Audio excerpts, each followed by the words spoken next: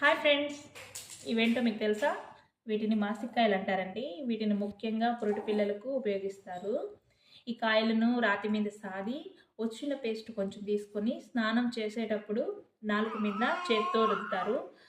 చేత్తో రుద్దడం వల్ల తెగడొస్తుంది. ఈ తెగడంతా బయటికి తీసేసి చేత్తో రుద్దడం వల్ల తెగడ అంతా వస్తుంది. దాన్నంతా బయటికి తీసేయాలండి.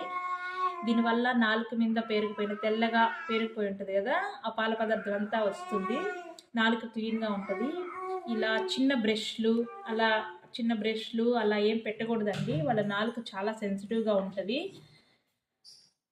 మళ్ళీ నాలుక క్లీన్ అవుతుంది. ఇంకా నాలుక మందంగా లేకుండా పల్చగా తయారవుతుందండి. మాట స్పష్టంగా కూడా వస్తుంది. వీటిని రోజు మార్చి రోజు వాడాలి. ఒకరోజు మాసికాయ రుద్దిన తర్వాత ఒకరోజు పసుపు కొమ్మ తెచ్చి ఆ పసుపు కొమ్మను కూడా రుద్ది నాలుక మీద పెడితే వాళ్ళకి ఏదన్నా బ్యాక్టీరియా ఉన్నా వచ్చేస్తుందండి.